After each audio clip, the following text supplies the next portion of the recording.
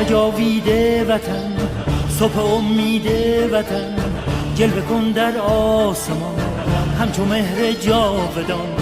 وطن ای هستی من، شور و سرمستی من، جلوه کن در آسمان همچو مهر جاودان. بشنو سوز سخنم که هم آواز تو منم، همه جان و تنم وطنم وطنم وطنم وطنم. بشنو سوز سخنم که نواگر این چمنم، همه جان و تنم وطنم وطنم وطنم وطنم. همه با یک نام و نشان به تفاوت هر رنگ و زبان، همه با یک نام و نشان به تفاوت هر رنگ و زبان. همه شاد و خوش و نغمه زنان ز سرابت ایران جوان، به اصالت ایران کهن ز سرابت ایران جوان.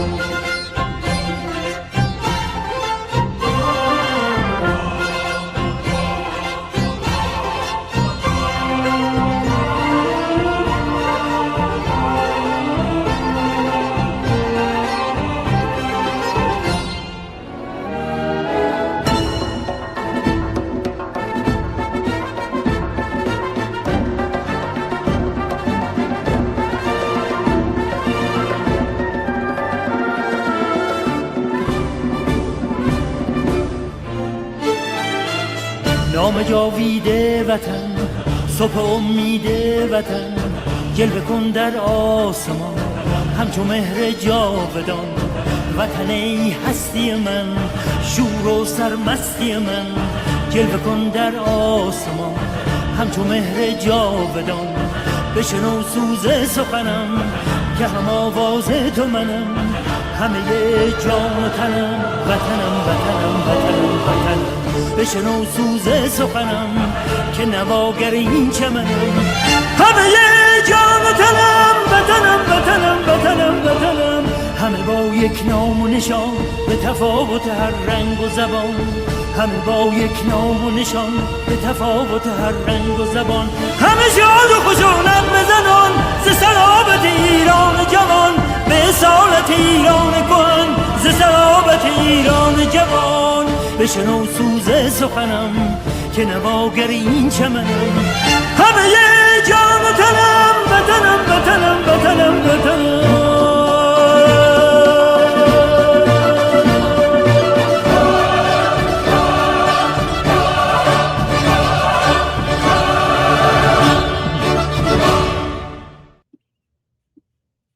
Welcome, everyone. This is Afshin at Streaming Truth, and we are live. And today I'm going to be talking about Ali Rezaei Majd. He's an Iranian who was literally inside of Iran during that 48-hour blackout where the regime slaughtered upwards of tens of thousands, maybe 40, 50,000 or more people, unarmed civilians that were protesting.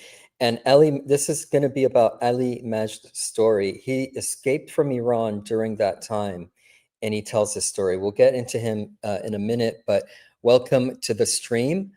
And this is going to be focusing in on Iran for a little bit. I just want to share a little bit about that song that you just heard in the intro, one of my all-time favorite Persian songs.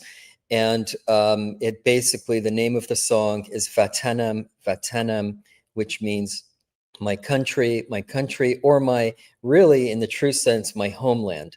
So it's you see these images of the former Shah of Iran, Mohammad Reza Shah, pre-1979, before the Islamic Revolution destroyed a country. And you saw some of those images, how powerful those images are of having someone like the Shah compared and contrasted to these mullahs, these ayatollahs, the Islamic Republic inside of Iran. So I love that song. I love the images behind it. I love seeing Iran in what looked like modern times, pre-1979. As you see what the women were like, not wearing headscarves or head coverings or the hijab and any of that. We'll get into all of that. But really, the purpose of today's stream is to share from this Iranian. He's an actual Iranian who escaped from Iran, is currently hiding out in Iraq, named Ali Rezaei Majd.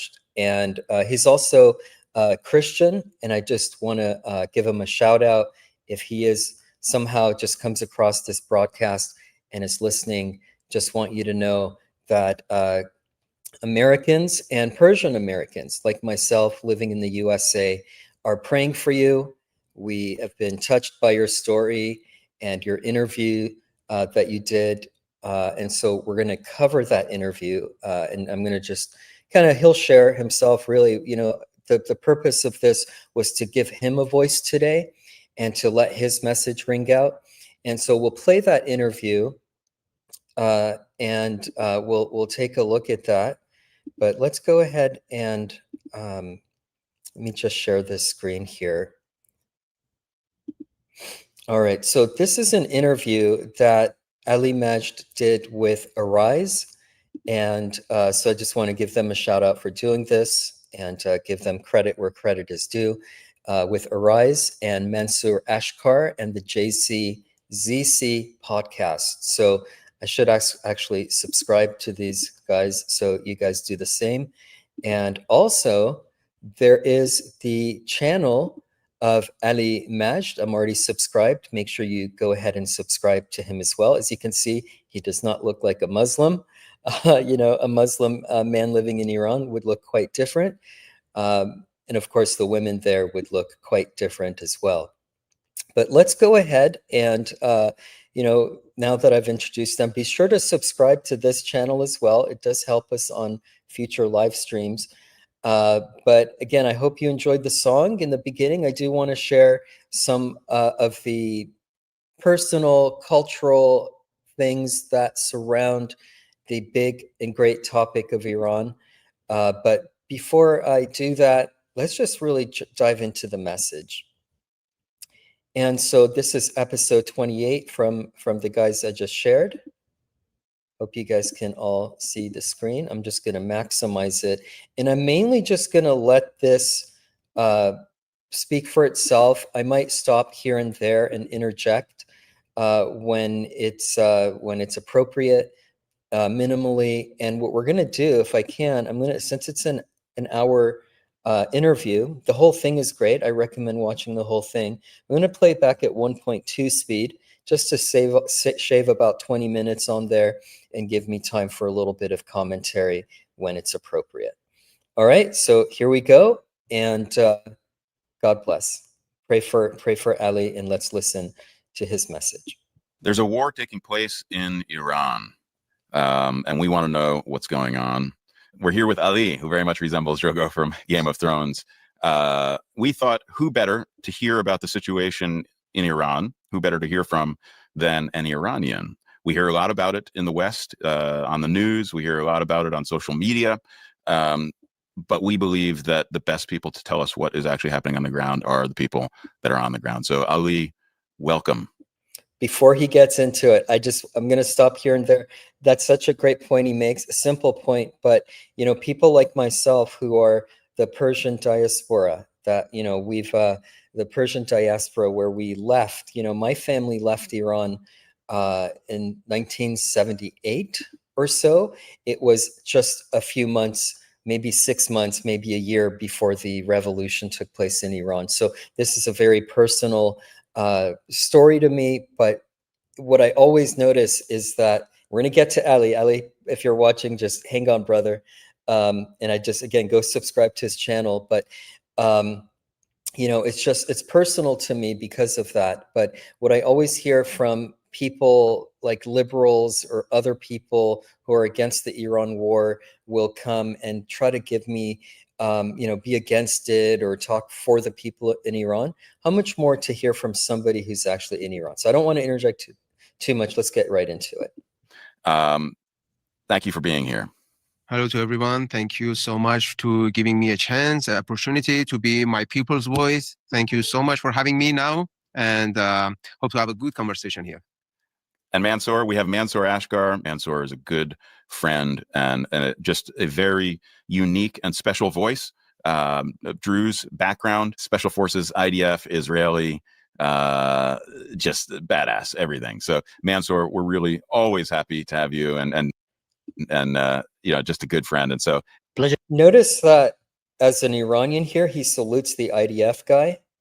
Guys, there's a huge history between Iran, Persia, the ancient Persia, and the Jews, King Cyrus, King Darius, and also even during World War II, Iran was harboring Jews from the Nazis. So there's a great historical friendship between Persians and Jews, and you'll be surprised to know that many people inside of Iran are pro-Israeli.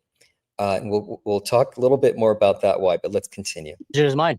Ali, I'd like to start with you just sharing your story a little bit. I know you had a gym in Iran, but I'm going to let you tell your story, and please just share what's happened leading up to the events that are taking place in Iran right now. A little bit about your personal life, and even you can share if you like where you are right now. Maybe not specifically, but what's happening in your life right now. Actually, so I'm a normal person from a normal family, from normal people inside Iran. I was a coach, trainer in Iran, and I raised in Iran. I never have an experience to get out from Iran because of the lack of a passport. Because IRGC, there is a rule inside Iran. You have to serve 2 years for IRGC to get a passport. You have to get their trust. And I never trust them. I was always fighting against their beliefs, their ideology from my childhood until now. I was always a rebel, having a long hair, having tattoos, and like that is not good in an Islamic regime. They will hate you. And I was hate them too. And so many people like me, we cannot accept their ideology, their beliefs, and everything like that. And real quick, guys, notice it's the ideology and the beliefs, because the country of Iran is run by Shia Muslim radical cult, basically. It's a blood cult, it's a death cult, it's a violent cult. And the people inside Iran, notice that he is just a regular guy. That's the thing about Ali that I love. He's just a regular guy. He owns a gym in Iran, or I don't know where, not obviously now that's all disrupted, but, just a regular guy. And he represents the vast majority of people in Iran, so keep that in mind. We'll get to that in a minute. I was one man like the others, like the other of my generation who didn't accept them and who want to fight against them in every possible way. And we were always fighting against them. I remember the first uprising in Iran. I was a kid. I was in my 8 or 7 in Green Revolution. You can get information about that uprising.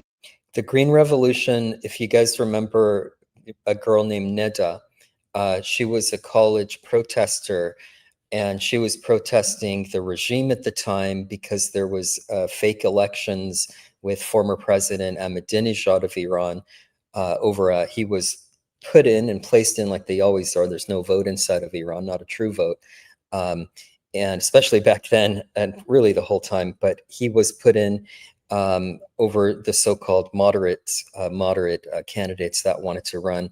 And that sparked a revolution that's called the Green Revolution in Iran. And there's a young girl named Neda. And I just remember, some of you may remember this, it's quite a while ago, but one of the first popular uprisings or major ones that took notice. But she was shot by a Islamic regime sniper, and there's just videos of her like bleeding out. I mean, it was like really, really sad. But that's what he's talking about with former President Ahmadinejad.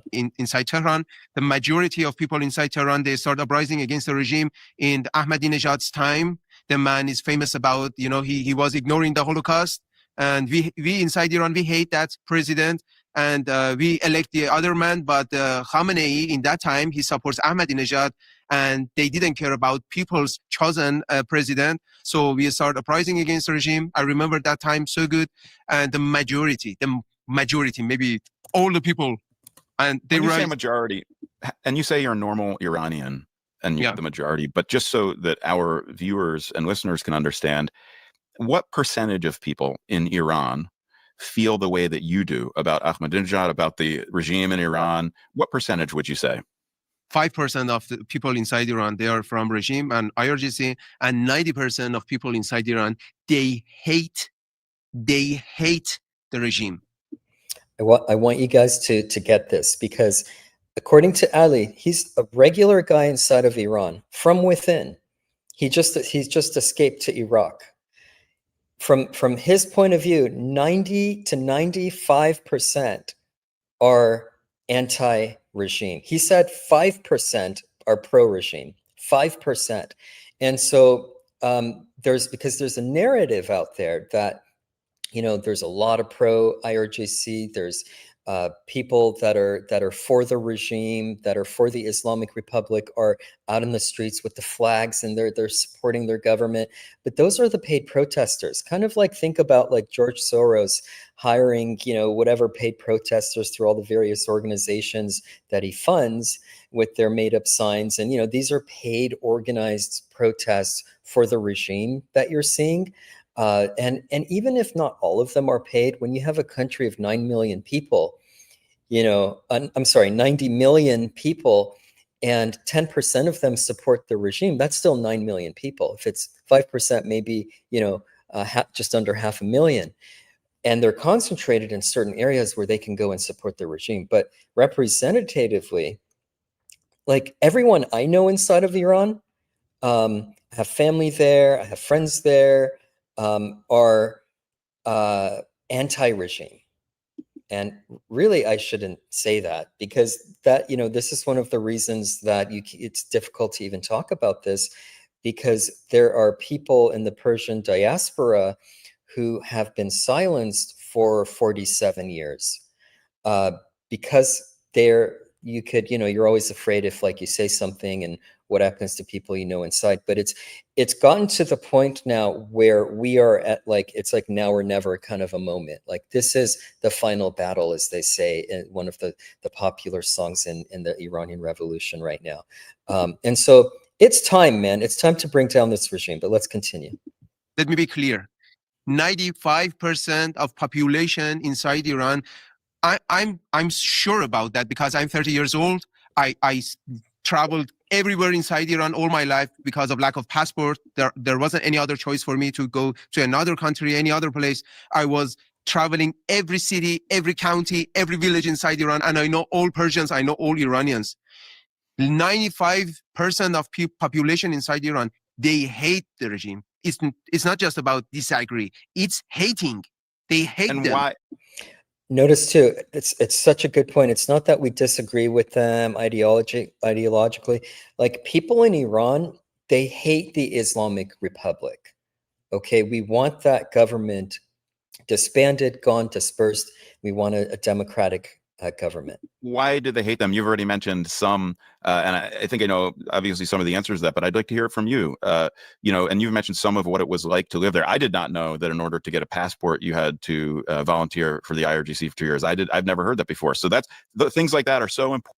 And that's a quick distinction on that. In order to get a passport, you have to serve military service, basically. It's mandatory military service, and you either can. It's not, from what I understand, it's not up to you whether you do the IRGC or the regular army, but they're different. There's the regular army, which is the Artish, and that's like the regular People's Army, which is still run by the government. But then you've got the IRGC's own army, and so it's kind of like a lottery, or you sign up, you have to sign up, you have to go through your military service, and you might have to serve under the IRGC or the regular Artish military. Important for the world to hear. What is it like to actually live there? What has it been like since 79 and the revolution and all this? Why do over 90% of Iranians hate the regime? Yeah, so many reasons. I think Mansour's asked me this question, and I said, Mansour, there is thousands of reasons. I cannot count for you to all the reasons that why we are hating them. There is so many reasons, but to the toppest levels that they are so corrupted, leaders, so corrupted, so corrupted. People are suffering inside Iran because of the economy collapsed inside my country, but leaders are living in palaces, and their children, they didn't believe in anything. They didn't use hijab. They didn't understand our pressure in our lives about economy, about you cannot find a job in Iran, the economy collapse and everything like that, but they are living in palaces and like that. So Scott Bessent had a little bit to do with that. The U.S. Treasury Secretary did talk about, right before the bombing started, putting pressure on their economic system through U.S. dollar manipulation or something to really to just push the economy over the edge. And every rule is just about the people, not for their leaders' families and their friends. You know, they are like oligarchs. Oligarchy is like Russia. It's right now in my country. Yeah, some families are controlling whole country, and yeah, you have to do this, do that, but they didn't care and they didn't believe in all of them. They just using them for controlling people.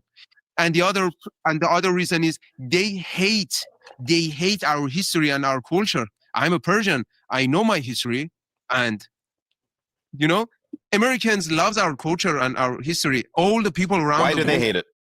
Why do they hate it? Because in my culture, we love Jews. Yeah, we have a good background in our history with Jews. Wow. You know, again, he mentions the how that symbiotic relationship between the Persians and the Jews. Biblically, historically, you had King Cyrus, you had King Darius, who was the king of the Medes. You had the Persians, and the Medes were very closely related as well.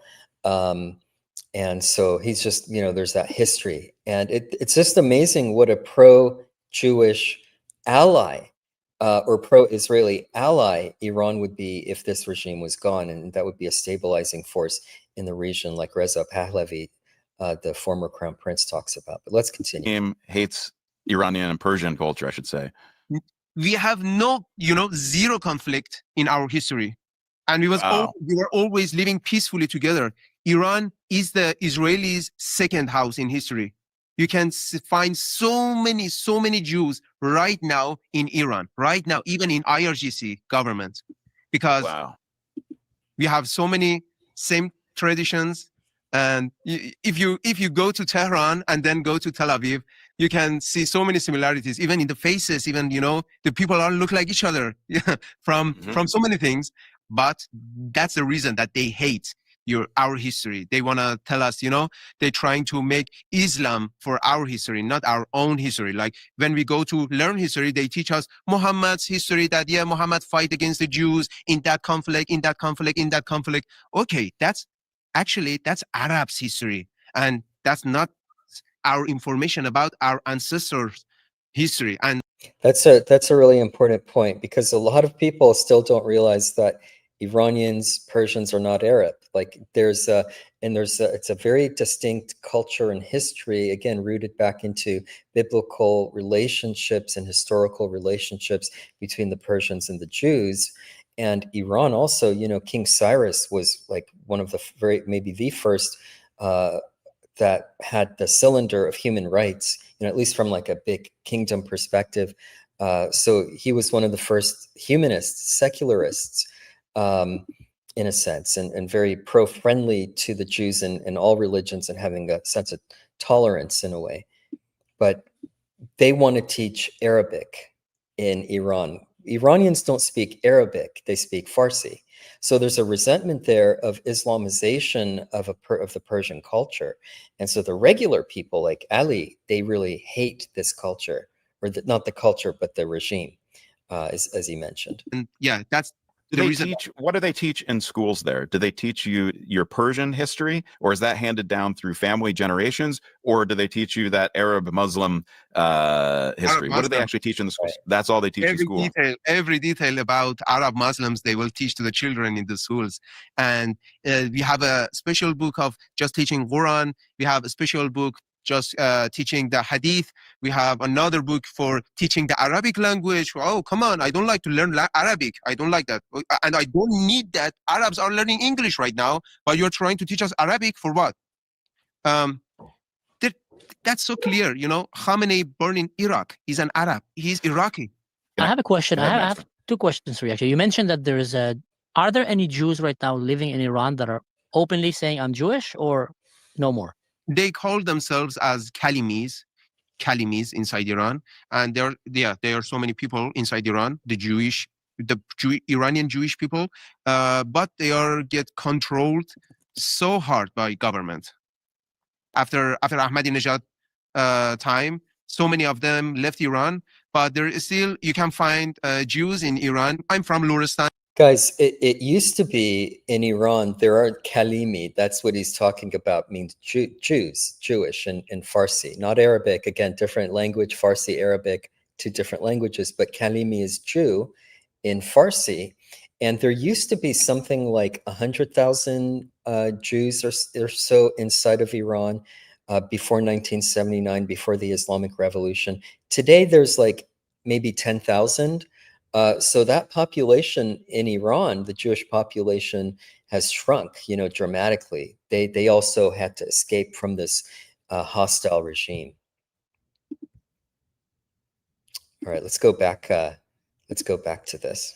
And from Elam, and you can find in Burjard city so many Jewish people, and the local people loves them because they teach them how to trading. We have that in our background. That makes sense. Because I have a friend in Europe that actually, she's Jewish, hidden identity, but she has a family in Iran.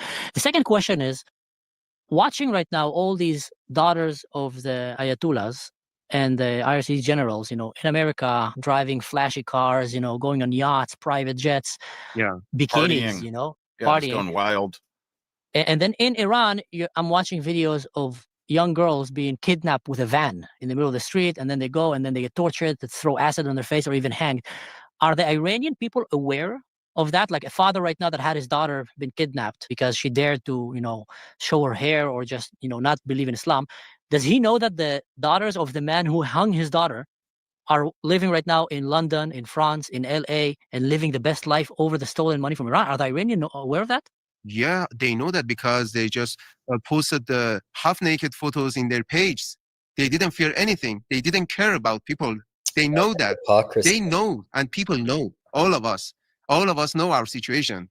They have guns, and they are ruling. They have guns, they have power, and they just do whatever they want.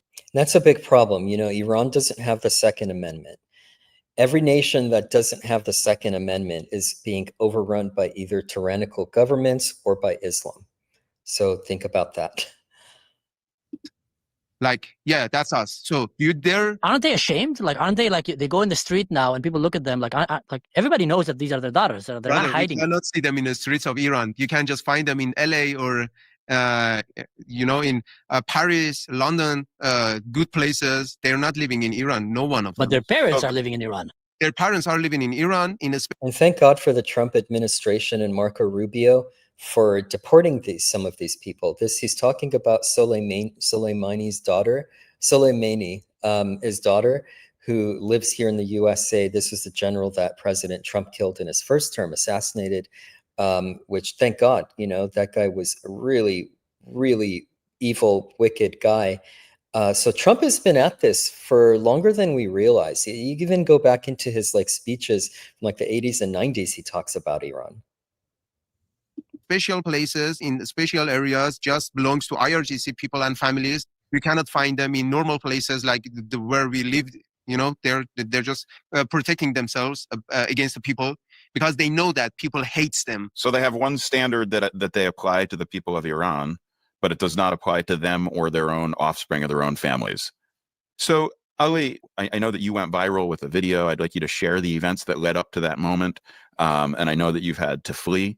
If you're comfortable, I'd love for you to just share a little bit about that. We will be very cautious about how we share that, but I'd love for you to just share your story and your perspective leading up to this war, and then your story, what's happened since then, what's going on.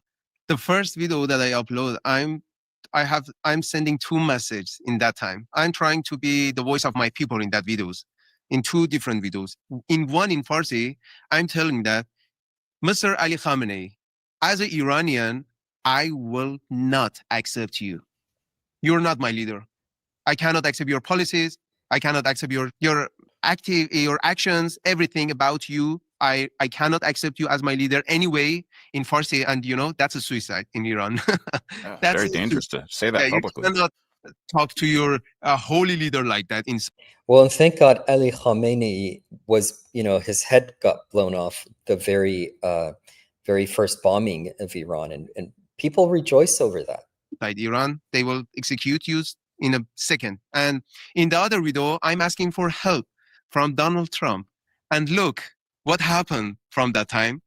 Khamenei dead, and Trump attacks my country. So I'm telling you, people inside of Iran, they want this war. They want to be freed from the IRGC oppressors, right? As sad as any civilian casualties are, and as much as war is hell, it's that the people inside, this is their only hope for freedom and from getting out of this Islamic cult that runs their government.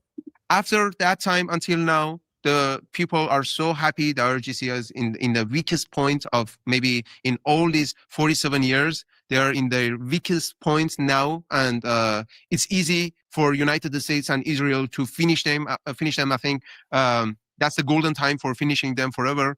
And guys, sorry, I don't want to keep stopping it. I want to move forward, but it's so important to understand that what Trump has done, even if Trump was to walk away now, which I don't hope he does, but even if he were to walk away, he has done so much damage to the Islamic Republic that, they're so weakened. This is the weakest they've ever been. All it takes now is for Israel to go in and finish the job, potentially, or for to give them an opportunity in a window for them to rise up and for the people to come out and take over their government.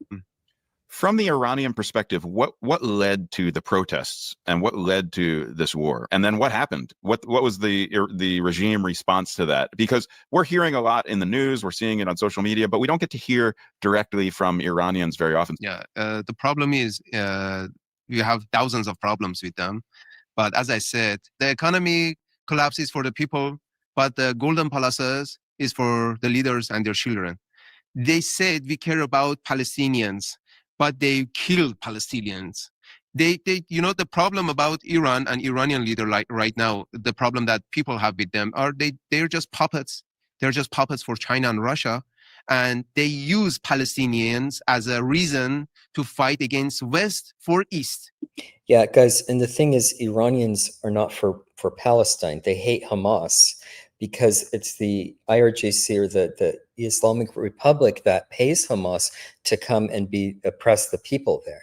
So a lot of times, the Iranian maybe police or secret police or the Basij, as evil as they are, might not want to completely kill their own people. So they bring in outside mercenaries from like Hamas, Hezbollah, all the proxies. They're the ones that go and mow down the people. In this region. That's all. That's so simple. Hamas is getting taught and paid by IRGC. They are just some corrupt, evil leaders, and they are fighting against United States and Israel. And we, people of Iran, we are losing our lives, our hope, our freedom, our future, our culture, our history, everything. Even we have water crisis in. That's a genocide, erasing the culture of the true Iranian people. It's Islamic occupation of Iran is the one that is causing a mass genocide, in a sense, historical, cultural genocide. Iran, they are just some idiots. They cannot manage the water. They cannot do anything right. They just know two things: selling the resources to China and buying military things from China and Russia. That's it. Yeah, you guys know Iran is running out, or Tehran is running out of water. They're having a water crisis, telling people to ration their water. Even the Pezeshkian, the Iranian president, came out and publicly told people to ration. Nothing more. And enjoy their times and their lives in their golden palaces and killing thousands and thousands and thousands of people so easy, because you can see that they're killing people and no one else, except United States and Israel, no one stood against them. You can see European countries. they're right now, Keir Starmer is not going to help. Look like they're allies of IRGC than United States in this conflict.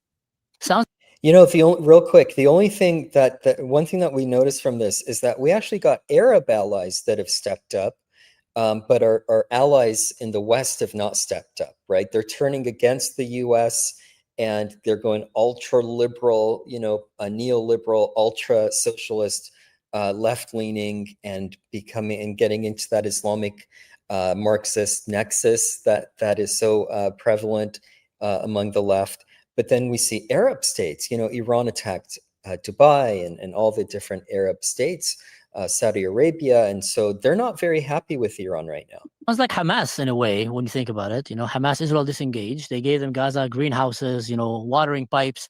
They've been receiving billions of dollars. All they did with that is they destroyed their country, kept their people poor and miserable, and just bought weapons that brought destruction on them.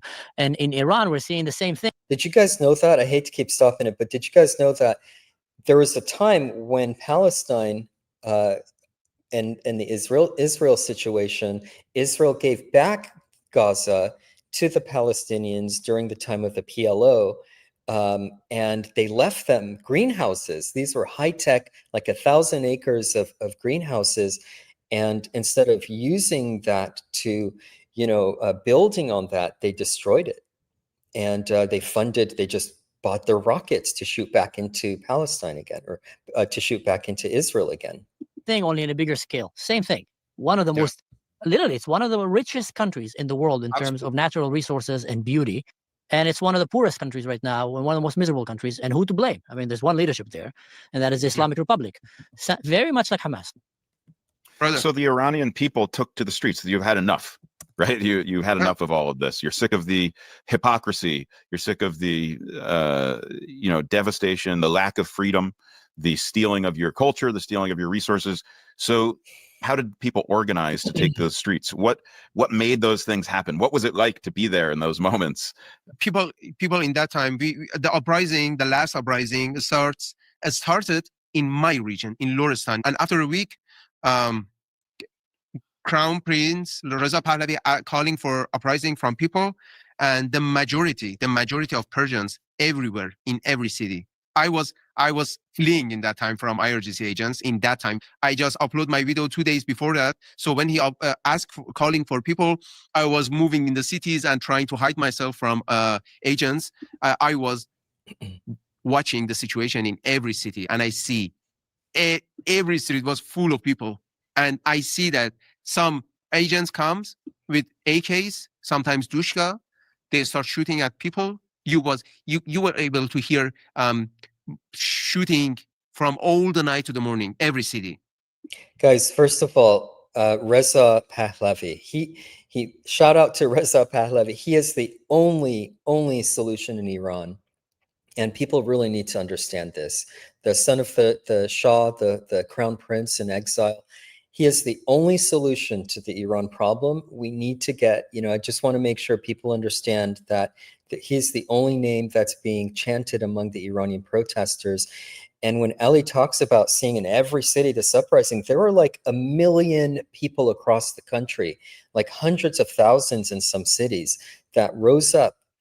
And this was during that 48-hour blackout. The Islamic regime, they will black out the internet. Like they can shut it down and restrict it heavily to state media only or to approved sites. But in this case, in that 48 hours, it was a complete blackout. And they do that so they can hide what they're doing to the people. And so this is what he's describing when they came out with these military grade machine guns. And just, like if you think like ICE is bad, and they're not bad, but you just compare that, doing their job doing against illegals who shouldn't be here, and they're not like mowing them down with a machine gun. But if you think you think that's bad, if you're like on the left side or something, this was military grade machine guns to unarmed protesters. Every street. Simon, if you know Dushka is like a heavy machine gun that is mounted on a heavy pickup machine truck guns. usually. Yeah. They use it to take down vehicles, and if you shoot it on humans, it will shred them. That's like a very Exactly. heavy like a machine 50? gun. Like a 50 cal on a truck, on a pickup truck. Yeah, that's a Did you Dushka. see the clips about Hashd al-Shabi's militias entering Iran? The Iraqi guy. 2 days ago. Did you see the Dushka carriers? Do you think, Mansour, they're using Dushkas against what now in this situation? They bring Dushkas inside Iran for what? They're not against the F-35s. Yeah. They want to fight with Dushka against your jets. They bring Dushka for the people. And you can see how many Dushka carrier are coming inside my country just 2 days ago. And they use them for people, not for enemy. They are so good. They are so good in killing people. They know that's easy for them. They're like robots. They have no feeling. Guys, I just wanted to share what it looks like with the Dushka, like these military grade machine guns. Like here it is on a truck. They mount it. That's blocking the view. Hang on. Let me go back to that. Can you see it on this? You see this? You've got this truck here. This was inside of Iran. This is even from the BBC News Persian. So it's not, I'm not saying like, hey, BBC is like mainstream and they're not always like for the right side. But at least you could trust that it's like this happened. And this is like inside of Iran. They just mount them on these trucks. And these are military grade machine guns that they used to just mow down the people. All right, let's go back. That's so easy for them to killing thousand. They didn't care. They have some ideological thoughts. And yeah, they're just terrorists. That's so easy for them to killing innocent people. And each city just needs 10 Dushkas. Guys, people inside Iran aren't afraid to call them terrorists and to call it out for what it is. That's enough for controlling all the city.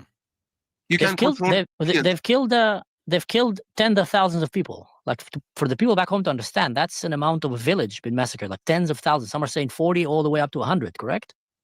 Absolutely. More than 40,000 that's 2 days. Just 2 days, 40,000 people. Wow. Yeah. Just in 2 days. And not before that, and not after that, Mansour. And it's not about the executions. It's just about people who get shot in the streets. Not people who get 2 days killed in the hospitals or get executed in the prisons. That will be more than 100,000. Ali, help us understand the mentality of Iranians at this point. For you to make these videos, knowing that your life is going to be in danger, and then you go underground, and when the uprising is starting, you're already in hiding for days. I know that the demonstrations are still taking place, so they're coming in and just mowing people down in the streets, but the people of Iran are still courageously taking to the streets. And I think that's just something I'm trying to get down to the human part of this, so people can feel this. We don't know what that's like in the West. We can't even begin to fathom what your entire life has been like. We live in a society that's free. We can criticize our government at any moment. We have, there's corruption in our government, just like there is in every government. But when you compare it to what has happened in Iran, since 1979 and the revolution, there really is no comparison to what your people have been through, where they've tried to wipe out your entire culture and your entire history and replace it with something completely different. And now the people of Iran have had enough. Yeah. And I want the world to my biggest goal for this was just to give you and your people a voice. What is it? We can't even understand that mentality of what would cause a young 30-year-old, good-looking guy like you that had a gym, just living a normal life, doing everything you could to live a normal life, and you're ready to go with your friends and your loved ones and your family and stand in front of machine guns. We can't even put our mind around that. What is the mentality there? And where is it going from here? Yeah. I want to give you an imagination about how life is in Iran right now. As a father, you cannot feed your children. As a husband, you cannot buy clothes for your wife. There is no life. I mean, we have We cannot live normally in Iran. The majority, that 95% that I said, they cannot live normally with a normal future. I mean, they have nothing to lose, brother. Right. They have nothing to lose. At least you can get killed with honor than live like a not a human. I don't know what I can call that life, but there is no future, no normal life, sicknesses. People are starving right now. They destroyed everything. You have no access to power. The water crisis begins in Iran. Economic collapse. What? You give me one reason to live normally in Iran. One reason. For what? Live for what? You're just watching suffering people, suffering everyone from this hell. They make Iran like a hell for its people. So it's a good opportunity to fight against them. And, you can read our history. I'm not talking about myself. I'm talking about my history, my people. They're courage enough to risk their lives. You can see that in history, how many times Persians risked their lives to fight against Mongols, to fight against Arabs, to fight against everyone who occupied their land. So many times. We don't talk Arabic like. Real quick, somebody in the chat, and we'll continue in just one sec, they asked how many different factions are targeting IRGC security forces. I would say it's probably a good many, but the only one that I'm really aware of, besides Mossad and internal people that are inside like that, there is Mossad inside of Iran, and the people welcome them, and Persians like me are happy that they're helping with this situation, despite whatever your views on that. But the only one I'm really aware of, resistance groups, there are little other smaller ones too, but the Immortal Guard. The Immortal Guard is they're kind of the protectorate of the Shah, of the crown, of the former crown prince Reza Pahlavi. Even though Pahlavi himself isn't saying he wants to be king. What he's saying is that he wants to lead Iran in a transitional government unto a secular democracy. And so it's like a 2-year plan once he gets back into power, and we're praying that he does. Pray for that. But once he gets back into power, about a 2-year transition to give the people the vote to choose their own government, not only their own leaders, but their own form of government, and to give that power back to the people. So, but as far as I know, it's the Immortal Guard are the ones that protect Reza Pahlavi and the concept of the crown. And Pahlavi he disclosed earlier, before this war began, that he's been secretly recruiting people from the regular army, the Artish, into the Immortal Guard. So they're defectors and members of the IRGC who've defected to the Immortal Guard. Then you've got like your local militias and regular people that also join.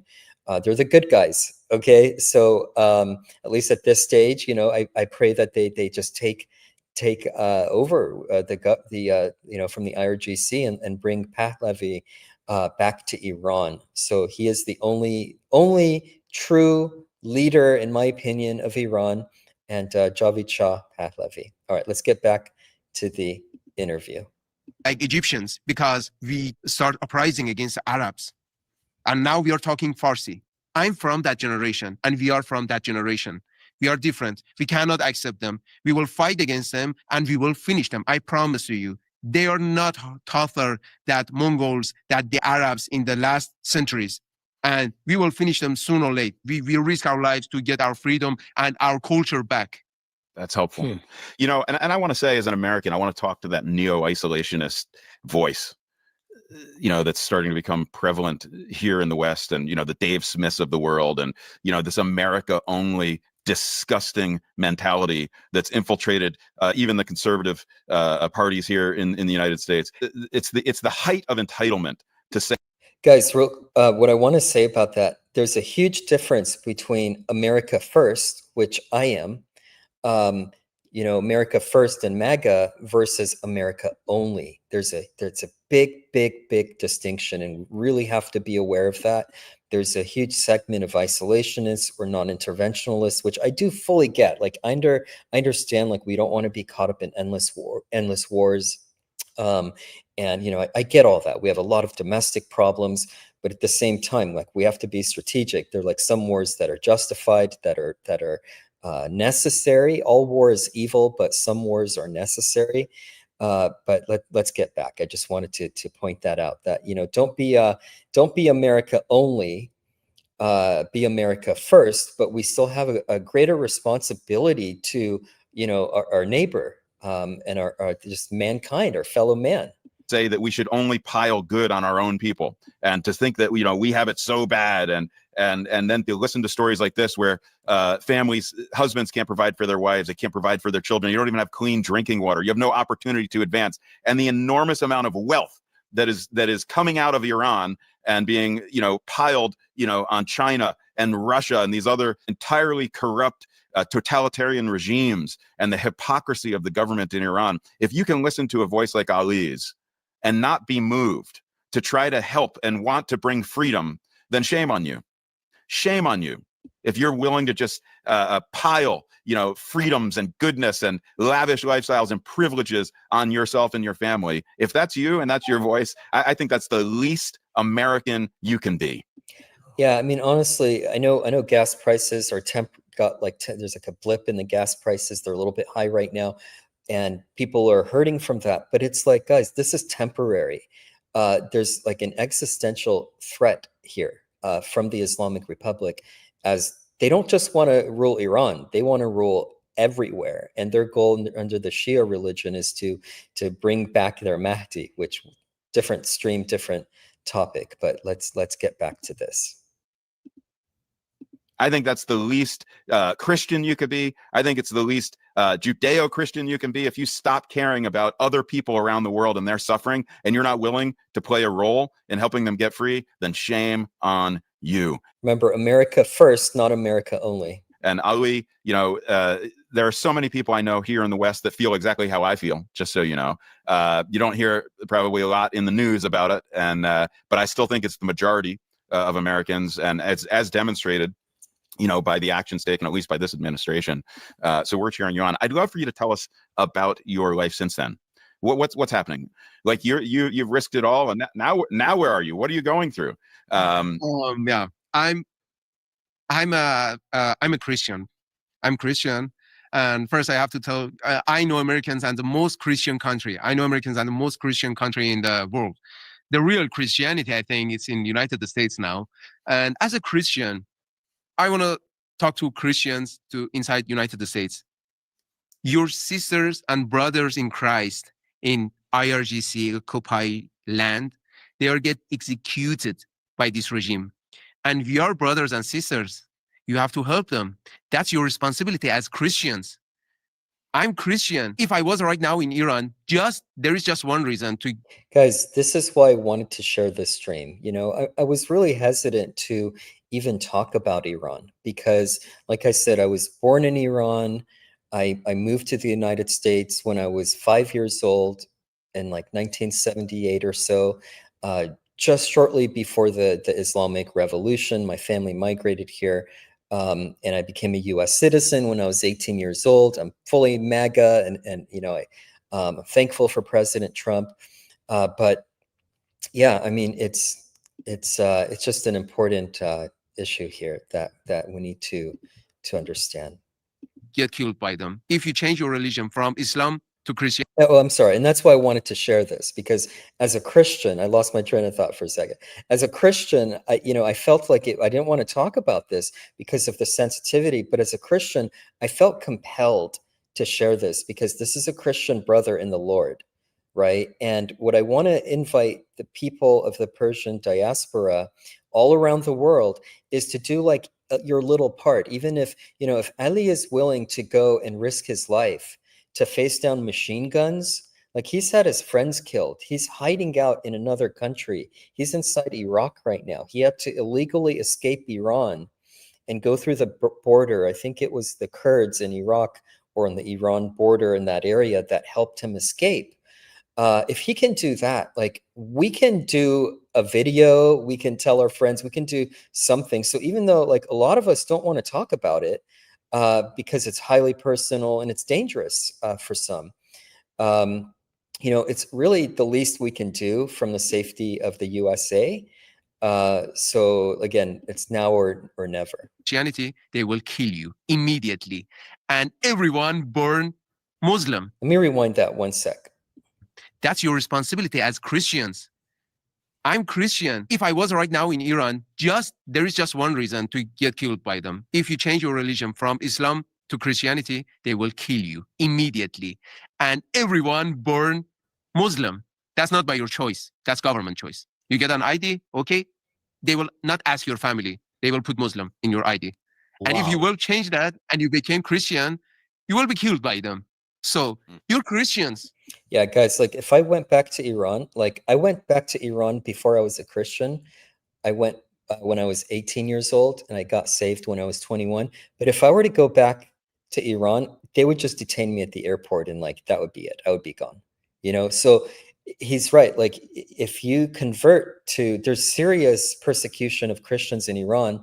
If you convert from the, being Muslim, which I never was Muslim, honestly, I was secular, and I grew up here. But if you convert to them, you're Muslim by birth, because you're just born there. And if you convert, you will now receive the death penalty. Americans, the majority people of United States are Christians, and the Christians, their family are getting killed by this regime, and they didn't care about them. How you can call yourself Christians? How you can call yourself a real follower of Jesus then? Powerful, man. Where is Tucker Carlson to talk about this? Where is Candace Owens, when they pretend? Why aren't they talking about what's happening to Christians and the oppression? Ali, if you had a message that you can say right now to President Donald Trump, given the situation, what would that be? Donald Trump, we Persian, knows him as our own hero. He's so smart. He's so courageous to deal with this evil. And he's doing his job well. From my last message, I'm so happy because he started attacking them and he killed the supreme leader inside Iran. Yeah. But my message is right now, don't make deal with them and don't make ceasefire with them because they are wounded and they just seek for vengeance now.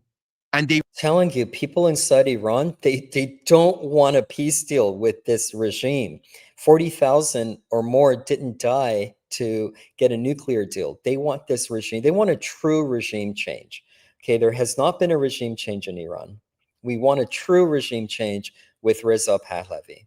He will take vengeance from people and from your people, from American soldiers, from Israeli soldiers. So there is no other choice. We start this way and we have to finish this. If we leave them like this, they will be more powerful because they have their own supporters like China and Russia, and they have enough oil to feed them and get them more guns and more equipments. And soon or late, they will take vengeance from Americans. And Guys, they'll never stop because it's a Shia cult that wants to usher in their version of the Messiah, which is the Mahdi, the 12th Imam that's been so-called supposedly in hiding inside of a well, inside of like another dimension, waiting to return. And they believe that the destruction of Israel will bring about his return. So they are never going to surrender. They are never going to stop.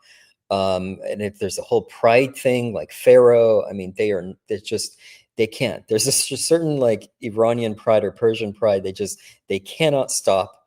And so this regime has to go. Getting vengeance from our own people. I'm getting news from inside Iran about executions every day. Every early morning, thousands of young people get executed by them. If you're a girl and they want to execute you, and if you're a virgin, they will rape you first and after that they will execute you, because in their beliefs they think the virgin girls, when get executions, they will go to heaven, and they don't want that to send them to heaven. This was an official fatwa. Guys, there's so many stories from inside Iran of prisoners being raped, because when you're arrested for fighting against Allah and the regime, you are now halal to the Islamic Guard, and they can do whatever they want with you. There's many harrowing stories. That came by the Ayatollah, right? He literally made the religious fatwa that says, execute young girls. Before you execute them, rape them. Yeah, how you can deal with them? I cannot believe. Is there any real negotiating with them? Is there any basis on which trust could be built with the regime? With people like them? Yeah. Is there any way? But Europeans look like, His yeah, eyes. we can make a deal with them. Why not? Peace and like that. Europeans, United Kingdom, France, they want to make negotiates with them. They didn't care about anything. They just want oil, and yeah, they didn't care about humanity. Nothing. But our only hope, the Persians' only hope right now is just United States, and actually more than United States, because, brother, I'm so sorry. I have so many respect to your people, to your nation, but I see so many Americans that get brainwashed by media. And I tried so many times to talk with them, to change their mind about Iran.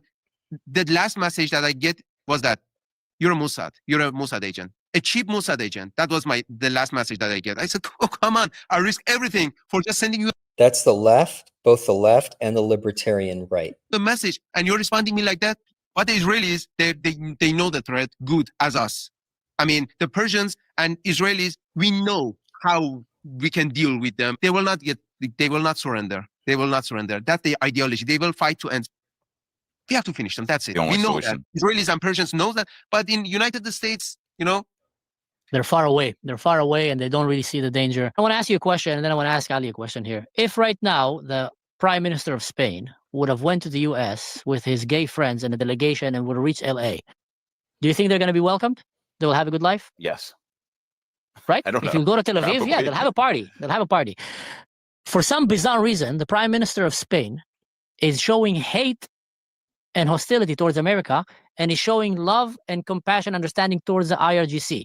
Now, Ali, if the Prime Minister of Spain would have came right now to Iran with a delegation of 50 of his gay friends, what do you think is going to happen to them? civilian gays will be executed, but not in normal way. They will burn you, like with gas or something like that. They will burn gays inside Iran. Why our leaders are gay? It's like the other things inside Iran. Wait. Yeah, let's talk about this. Say that again. As a leader of IRGC, but Yeah, well, as a civilian, you cannot be gay. Gays He's talking about Mujtaba, the son of the last Ayatollah who got his head blown off. The cardboard Ayatollah is gay, purportedly. So as a Being civilian, gay, you can't be first of all- gay, but the leaders are gay. So tell me more about this. Help us please explain. understand. it's not joking. It's not joking. Believe me. So because of my body and because of my power, I'm attractive for gays, and I get so many message from so many mullahs, top-ranking mullahs inside Iran, to we will pay you and we will bring you a good life. Just come to mosque. They invite me to mosque. Do that in the mosque, not in their houses, at least in the mosque. Guys, do you guys see this? Let me just share this image. It's pretty funny. This is what he's talking about. This is the gay cardboard Ayatollah, right? So it's just a meme, but there is like real hypocrisy. A lot of these Ayatollahs are secretly gay, and this is the testimony that we're getting. Let me go back to let's go back. All right. Oh, I went forward. Let me go back to where we were. Yeah, how you can deal with them? Over a country, and they are driving private jets from stolen money that is coming from the blood of the Iranians. It's a bunch of perverts that took over a country, and they are full with power and lust and hunger for, I mean, think about Muhammad, the founder of Islam, married a 6-year-old girl and consummated that marriage when she was 9. masochism. They want to make people Like, to me, like, that ends Islam. Like, that's all you need to know about the origins of Islam, and that's game over. suffer.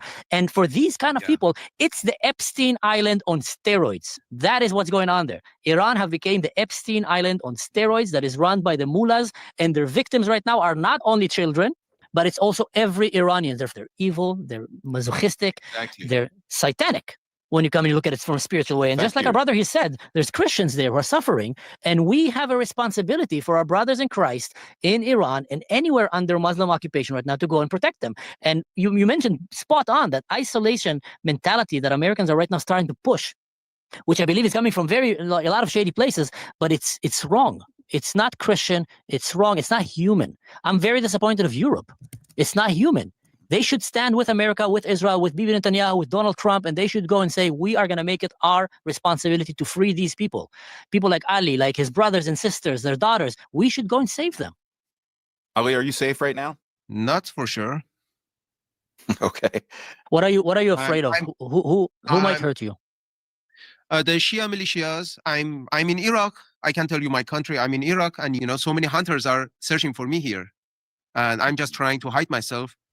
And I just, by the chance, I met some friends here, and they're trying their best to keeping me safe. But if someone comes with a gun, it can kill us, all of us. I mean, we have nothing to protect ourselves against the jihadis here. And that I have no passport. That I cannot move from here to any other place. Even now, I'm illegally here, and so many big problems. But my smile and my comfort is because of my beliefs, and I believe in God protection completely, 100%. And Guys, pray for Ali's safety. Any Christians out there? He's a brother in the Lord. Pray for his safety, please. I believe that he's keeping me safe until maybe the only purpose is to be the voice of my people, and maybe after one interview I will be kept by them or be hunted by them sooner or later. So my situation is so dangerous right now. What's your plan? What's your plan? Fighting against the regime in every possible way. And right now I can fight against them in media, and I'm just reading the news and watching the news. I'm actually a brother. I'm not a coward. I don't want to flee. I don't want to leave my country and my friends alone with the regime. I'm just searching for finding a way, maybe joining IDF, maybe joining Americans, maybe joining everyone who wants to fight against them and fight with them side. Guys, many Iranians have said repeatedly that they would be on the front lines, that if America or Israel helped them, they would go, like hundreds of thousands would rise up, maybe more than that, would go to be the first line of defense against the IRGC army. Side by side against the regime. That's my plan, and I'm just waiting. I'm just waiting for someone to ask for me. How can the regime be defeated? Okay, so you're talking about joining the IDF, joining the America. So I hear your heart. I want to take action. I want to fight against this evil. Yeah. How can the regime be defeated in your thinking? Situation is completely different in Iran from Iraq or Afghanistan. Or I see so many people talking about Vietnam, Iraq, and the other operations and the wars, but they didn't know that in Iraq, people doesn't uprising against Saddam regime, and people didn't come to the streets and get killed for calling and asking for help from United States. This is the difference between my country and the other's country. If your soldiers start entering my country, people will welcome them. Yeah, exactly, guys. Iran is not Iraq. Again, there's a big difference between an Arabic culture that is accepting of Islam versus Iran with a rich Persian culture and history that is antithetical to Islam. People will join them. My people will fight against the regime in the front line, and they will put your soldiers back. That's the reality in Iran. And this is the reason that why the occupation of Iran will be much easier for the United States. Because that 95% is asking for gun, for help, for a soldier to come for them. Guys, just to clarify, he's not talking about permanent occupation, but temporary occupation to oust the regime, bring about true regime change, which I don't know if the USA is going to do that. I think it's more likely for Israel to do that quietly behind the scenes, but we'll see. And there is nothing. This is 47 years they're waiting for a soldier to come and fight for them. And this is so is that your hope, that the United States will occupy Iran? Is that the hope of the Iranian people? Not occupation. We have that will destroy our relationship in future. If you want to put your flags in my country, like This is no more Iran, this is United States. No, not like that. Just give us freedom, like how you give freedom to European countries in World War II. Or how you act against Saddam, or how you bring freedom to Afghanistan. I'm sorry, my English is not good sometimes. No, it's okay. Yeah. So I see it sounds like you're drawing. I see. So you're drawing a line of distinction between what happened in Iraq and and the difference between Iraq and Iran, in the sense that Americans went and paid a heavy price, as we all know, to liberate Iraq. But the people of Iraq, you're saying the difference between that situation and the situation in Iran, if I'm understanding you correctly, is that the people of Iraq were against the Americans. The people of Iraq didn't want to be liberated in the way that Iranians do. And you're saying that 90% of Iranians would do anything to have what happened in Iraq at the hands of the Americans happen in Iran. Is that what you're saying?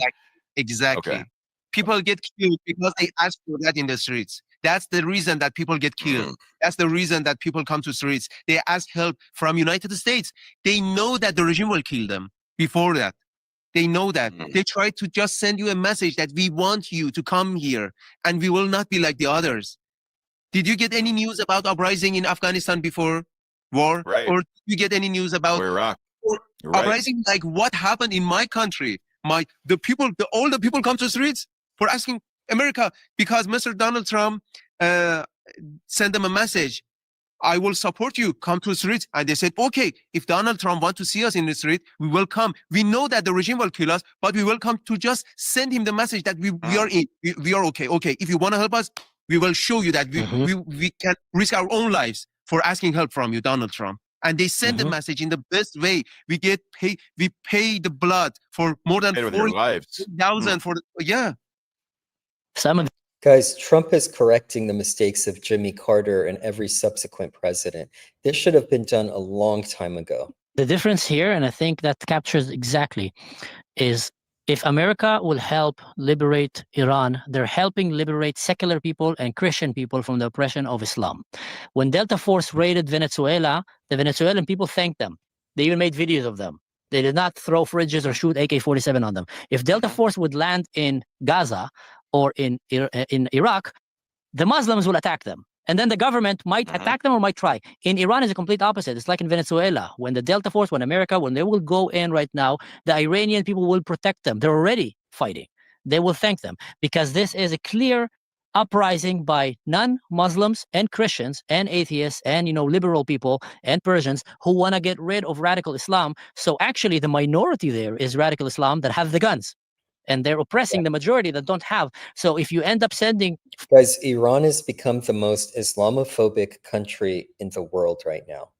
And it's not an irrational fear. Islamophobic isn't even the technical word, but you know what I mean. Like people inside Iran, they hate Islam, the vast majority. And unfortunately, a lot of them have become atheists because of it. So there's a big atheist segment there, but there's also a huge underground Christian church, which Ali, our brother here, is a Christian, but there's a huge underground church. So pray for the church in Iran. Forces to go and help them, it's not going to be like in Iraq. I'm not saying it's going to be a picnic, but you're going to be actually welcomed by the society. You're going to be welcomed by the people, and the more it's going to be a domino effect. The more successful you become, the more easier it will become, because you will have the whole nation with you flooding because they're fed up with them. They really want to get rid of that. I completely understand them.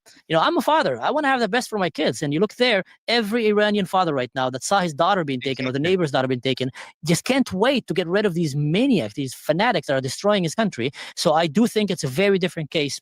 And I think Ali made a very good point here. Yeah, I think that's maybe one of the most important things that our listeners can understand out of this, because in America, we're comparing this to the war in Iraq. We're comparing it to Afghanistan, and there really is no comparison. And most of the Western world don't know what Persians are. Most of the Western world think that Iranians are Arabs that speak Arabic. Or Muslims. Most of the world, the Western world, I see your response to that. And I have friends here that are Iranian, right here in the city. I play chess with them, and they're friends of mine, and they had to flee during the revolution. And I talk to them, and they don't understand how we don't understand as Americans how different they are. And you are, Ali, how different you are. So tell me more about your frustration there, what you're saying. I see you're so frustrated. Actually, we hate to be called like Arabs. I'm not racist. I don't want to be like to show a racist face. But we actually, my people hate to be called like Arabs because we are Persians. You can search about Persians and who Persians are. Different language, different culture, different bloodline, different history, everything, brother. The most difference between us and the Arabs is that The Islam comes from Arabian culture. Islam comes from Arabian culture. Islam is Arabic. Quran is Arabic book. We don't know Arabic. We cannot talk Arabic. Actually, maybe in so many cases, we hate Arabic and Islam because we think that it comes to our lands by sword, by blood, not by our choice. Yeah, and it did. You know, Persia, Iran used to be predominantly Zoroastrian, and then there were also Jews there that were living there from leftovers from the Jews taken into captivity from Babylon from like way back during like Daniel's time and Esther's time, and they made a home in Iran. So there were many Persian Jews. I had many Persian Jewish friends growing up. There was just, you know, very kind and like good people. You know, they're just so interesting to talk to someone, you know, a Jew inside of Iran, because it's such a unique convergence of different cultures and religions. Thousands of years before Islam came from the Bedouin tribes, thousands of years before that, we were God worshippers.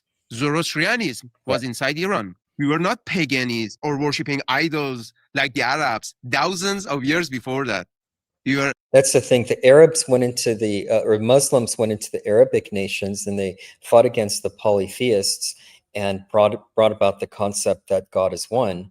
Whereas in Iran, the Zoroastrians were already monotheistic. That they were one of the first that were monotheistic, along with, I think, you know, ultimately the Hebrew God, book of Moses, basically the first 5 books of the Bible, the Torah, the Old Testament portion of that, you know, they brought about monotheism.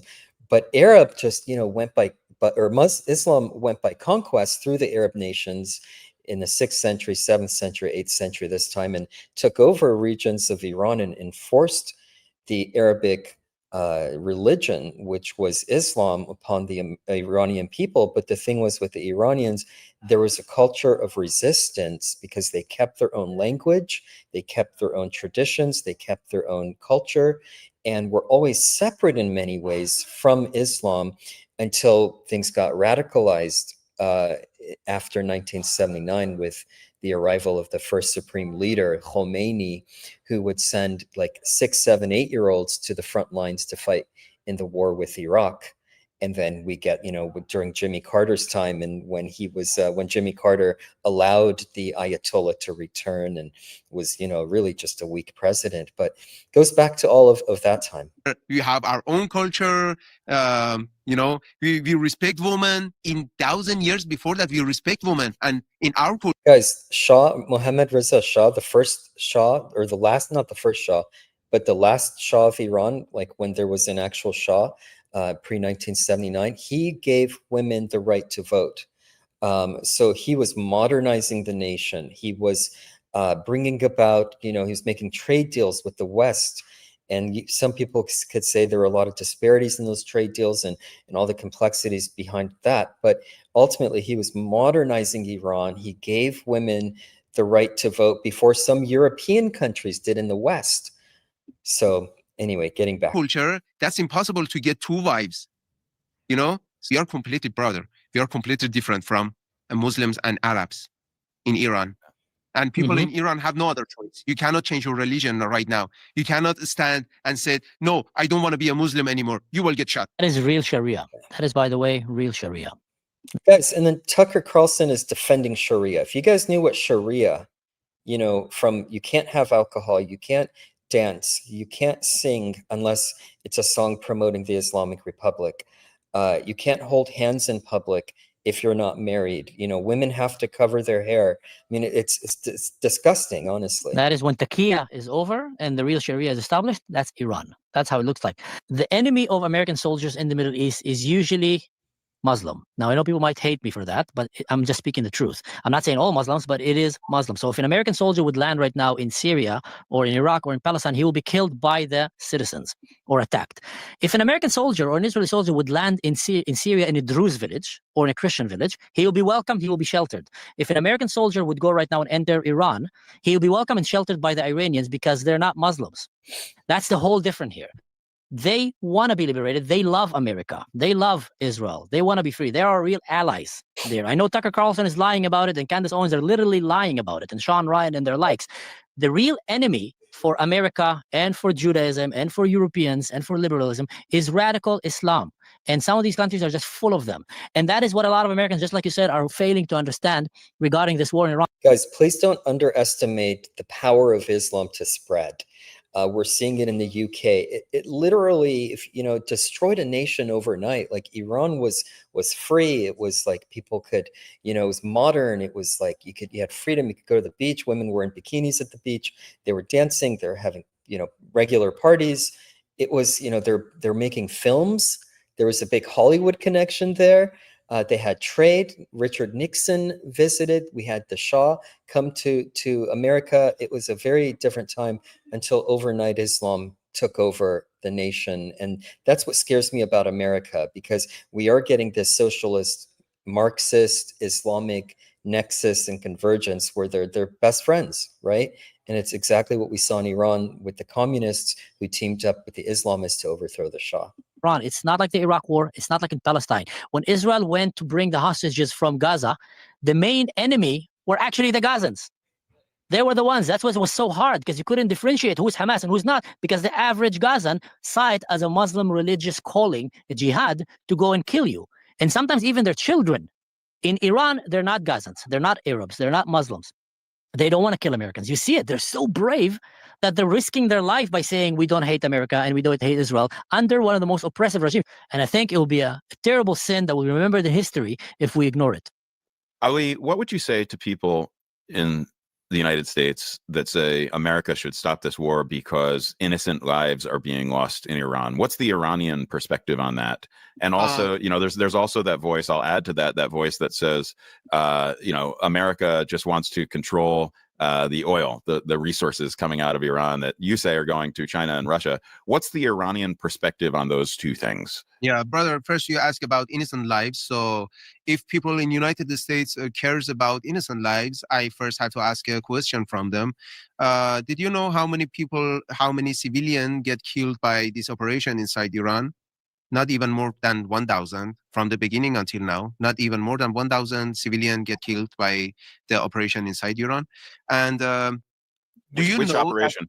The American operation? Okay. Yeah, American and Israeli operation. Okay. They are so clean. They're so clean in their operation. I love that. They're perfect. They're trying to preserve innocent lives. Okay. Yeah. Good. And that's then, good to know. if you want to stop these operations because of innocent lives, so did you know that more than 40,000 people get killed in 2 days by the regime, and the 40,000 people was completely civilians, innocent lives, asking for freedom. And if you care about innocent lives, so you have to support your government now because they are killing the terrorists inside my country. So that's so clear. That's not so complicated. So to sum it up, continuing to see this through to the end will save innocent lives. Absolutely. Stopping this will cost innocent lives. Is that right? Is that the Iranian perspective? Exactly. 100%, brother. Yeah. Okay. That's it. And how about the oil? And Americans here, we Iranian people right now, all of our oil goes to China. What we get from China, nothing, zero. Everything gets into government, and the government is a corrupted terrorist government, and they took all the money for themselves, and they paid back to China and take weapons and equipments to kill American soldiers in the different areas in this region, in Iraq, in Yemen, in everywhere. They are just working on killing your soldiers and your people with our oil money.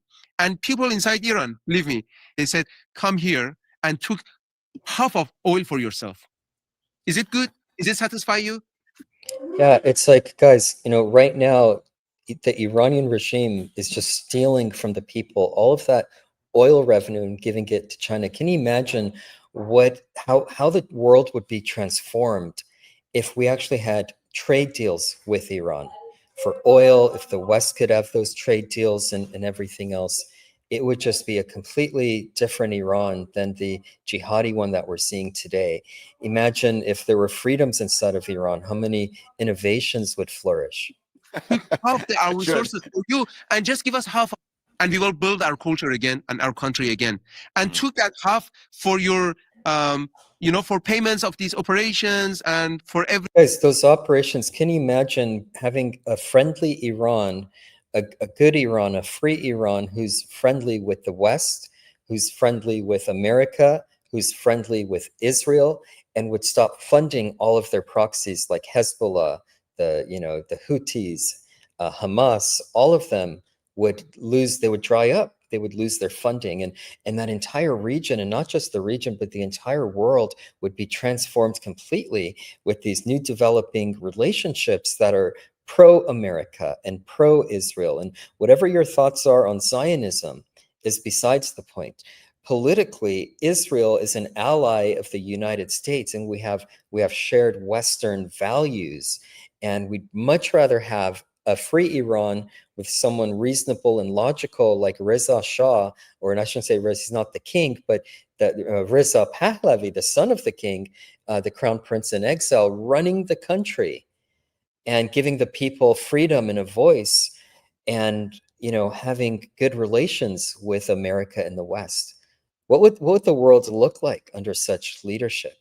Everything that it's right now the oil prices going up in your country, we will give you oil, don't worry about that. We love to make deal with you about our oil, and yeah, it's good, why not? We have to sell our oil to a country, why not United States? It sounds very practical. Yeah, trade deals. It sounds very practical.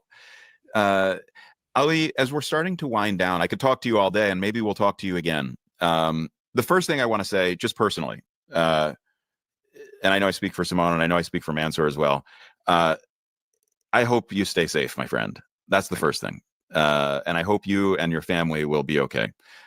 Truly, truly. I'm sorry for what you and your people have gone through for decades, and I hope that the end is near for this regime. And I say that unashamedly as an American. I am not ashamed to say I hope there's a regime change in Iran, because I'm listening to a voice like this, of this young man who has a life and a future and a family that he cares about. And I care about that. I care about freedom for other people. I care about the way that other people have to live every single day. I care about seeing the end of corruption and the end of evil. So Ali, I'm wishing you well. I'm sorry I went on a little rant there, but it comes from the heart. The other thing I want to ask you, yes, we're gonna get your voice out as far as we can. Where can people find you on social media? And also, is there a way that people can help you personally or your family? I don't know if there is, but I know people will listen and watch this and want to help you the same way that I do. I have no idea how to do that. I know you're in hiding. Thank you. Helping me to sending my message to the world is the best way to helping me first, because I can't, all of this journey is to sending the message of my people. This is not my message. This is a people's message. This is 90 million people message coming out from my mouth. So the first way for helping me is to sharing my message to everyone who need to listen this. This is normal, a real human. This is not AI. This is not agent. This is not a paid man. You can see my background in my page. I'm a normal man, come from a normal family, come from a normal life. Everything looks normal in my life, was normal until now. So the How first do I find you?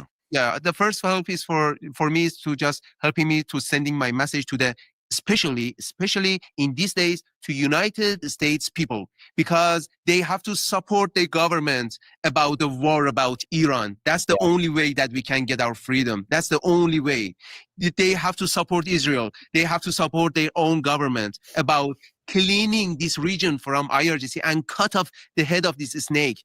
You know, this is the head of a snake, and this will be the last war of this Middle East. I promise. Maybe I get some message about Turkey, but I think after Iran, they will understand what's going to happen to them after Iran, and they will stop doing like that and speaking like that. And, you know, their leaders are trying to, they have a imagination like Ottoman Empire from 500 years ago, and they want to destroy Israel but they can see that in their dreams. They cannot do that. They cannot. You cannot defeat this nation. You cannot genociding the Jews anymore. And how do we find you on social media? Yeah, Ali _ lore. That's my ID on YouTube and on Instagram, but usually Ali the lore. And the lore means lore is my tribe inside Iran. I'm from Luristan, the ancient Elam in the Bible, in that region. There you go. And I can see you're a beast. I can see. I found you already. Ali the. There are prophecies about Elam, right, being restored after being destroyed. Lore. We'll put a link. The best way, and if they want to help me myself, I'm just seeking for finding a way to fight against the regime in a good way. They are United States enemy. They are Israelis enemy. They are Persians enemy. And I'm one of you. I want to fight with them. And just bring me and put me in the right place. I'm not a coward. I know how to fight with them. And I know how to deal with these evil people. And that's the best. Guys, arm the Iranian people. They need some help. Best way to helping me. That's it. Not anything else. All right. Well, hopefully we can help you with those things. I'm going to ask one more question before we end, which is, I've been following for years. I'm a big fly fisherman, but I know there's fly fishing in Iran. So I want to just change subjects for a minute. Do you know anything about it? About fly fishing? Yeah, fishing for trout in Iran. I don't know what just that personal. Means. Okay. I don't know what that means. I'm sorry. It's when the fish are jumping and they're flying, and you're kind of getting them like whap out of the river. It's okay. Here's what I want. I want you and I to fly fish in Iran someday together, because I know it's there. I hope so. And, I hope so, brother. A free Iran. And with Khalifa. Of course. I'm just. Amen. I have a dream to. Iran will be the next Christian country and the next target for tourists for United States and Israeli people. Guys, I'm telling you, huge Christian population underground in Iran. And guys, bless these two guys for doing this, Mansour and this brother here. Just pray for them and that God blesses them in Jesus Christ. Beautiful, safe place to visit. That's my dream. Wow. From your lips to God's ears. Let's hope that it happens. Amen. Amen. Thank you, Ali. Mansour, I'll give you the last word. Mansour, is there anything you want to say? I just want to add and say that from every possible reason, America helping the Iranian people to get rid of this government is the right thing to do. From a religious perspective, you're helping Christians and oppressed liberal citizens of the world to get out of one of the worst oppressions under the face of this earth. From a strategic point of view, you're actually cutting out one of the strongest allies of your enemies, and you're making it your own ally. So if Iran is on the side of America and of the West, Iran is not on the side of China and Russia. The people of Iran, they love us. So in every perspective that you can think about right now, it's the right thing to go and help them. You're helping Christians and you're helping secular people to get rid of radical Islam, and you're also stopping one of the worst alliances that happened right now towards our enemies who are stealing. All their oil right now has been stolen, taken to China and to Russia, and the Iranians are starving. And they're telling you, hey, set us free. We'll give you half of it. Anyway, we're not getting any of it right now. So from any perspective you can think about right now, and also you're cutting the head of world terrorism. The octopus that is right now running world terrorism and destroying the Middle East, you're taking him out of the picture. So it's a win-win in every possible way, and it's the right thing. And I understand why there's a lot of against it, because right now there's a lot of agents of the Muslim Brotherhood of the Iranian regime inside of America that are trying to push a narrative against that. I really hope that the message that Ali here is trying to send will reach the right people in the United States and in Israel, and will keep help and finally free them. Thank you. So let's all hope for that. Thanks for tracking with us. Thank you, Ali. Thank you, Mansour. Guys, what a great stream again. Thank you for these guys for sharing, and for Ali for risking his life. I just want to also get you to subscribe to Ali's channel. We've got it here on YouTube. Let me share it for a minute.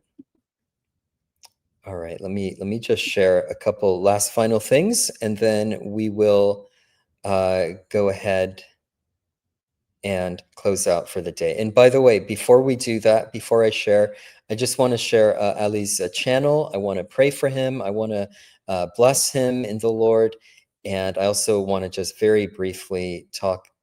I'm talking hopefully 5 minutes here, and then we'll close out, or 10 minutes. And but Hissam, Alaeddin was also killed and arrested for using Starlink. We just want to share about that for a minute. So let me go ahead and do a share screen here. All right, give me 1 minute, guys. So here is Ali Majd's channel. Let me just minimize here so you can really see it. All right, so go ahead and subscribe there. And I just want to say, Ali, thank you, brother, my brother in Christ. We're praying for your safety. And I just pray that God keeps you safe and blesses you and that you can keep spreading your message. What a blessing, it was for me. So again, thank you for everything that you're doing. God bless and God protect you. You've got a Persian brother here in the USA. And I just pray that God always keeps you safe. All right, let's just close out today with this man, Persian man, Iranian man. He was tortured to death for using Starlink during the internet blackout. So basically, I think it just happened like a couple of days ago, like yesterday. A couple of weeks ago, he was executed. Well, yeah, he was arrested a couple of weeks ago, but wasn't he just arrested or executed like recently? So I think that was like today. Or yesterday, or reported according to Iran News. But basically with Starlink, what happened is that the thing with Starlink is that Elon Musk was really, really helping the Iranian people, the protesters, the unarmed protesters inside of Iran during that 48-hour blackout. And he's still purportedly, I believe he's still, helping with Starlink, because while pro-regime people inside of Iran can go to their government and petition them to share online or to share on social media. They can do that right now, apparently. There is pro-IRGC propaganda that's being played on YouTube channels currently. But most people, your average person like Ali, can't just upload to YouTube, and then especially during that, or Instagram or wherever, and especially during that 48-hour blackout where they killed tens of thousands of people, they couldn't just get online. So Elon Musk, who's just a champion of free speech, gave them access to Starlink. That's how we get uploaded videos from inside Iran. But anyway, guys, I really just came on tonight or today to share the story of Ali Majd, Ali Rezaei Majd. If you want to look him up, go to his channel and subscribe. But I also, there's so much to share for me from, the culture, the music, the people. This has been a journey of self-discovery for me inside of my understanding, my connection to Iran as an Iranian-born American citizen who's living in diaspora, living outside of Iran. And really, I'm an American now, but I'm rediscovering my heritage, my history, and it's been a great journey. So I'd love to come back sometime and share more about that. And then lastly, before we close out the stream, be sure to tune in tomorrow night, Sunday night. I'm going to have a friend of mine named Megan, and I believe Wendy just messaged me and wants to join as well. So Standard Bearer, Sister Wendy, and then Megan from the Eclectic Journalist. We're going to be talking Sunday night. I believe it's at 8 Eastern, about Erica Kirk and the attacks on Erica Kirk as Charlie Kirk's grieving widow.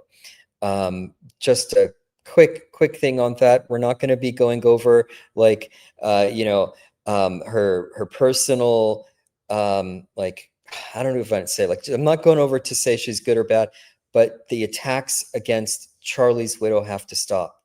If you think about it, if you're trying to honor the memory of Charlie Kirk, you don't do that by attacking his grieving widow. So I'm going to have a couple people on with me to discuss.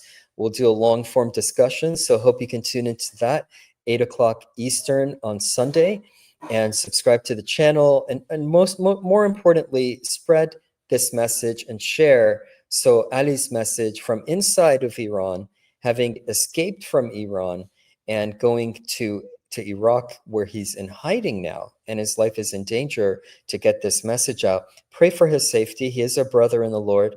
And we just thank God and thank the Lord Jesus, and God bless you all. I'll see you soon. Good night or good day.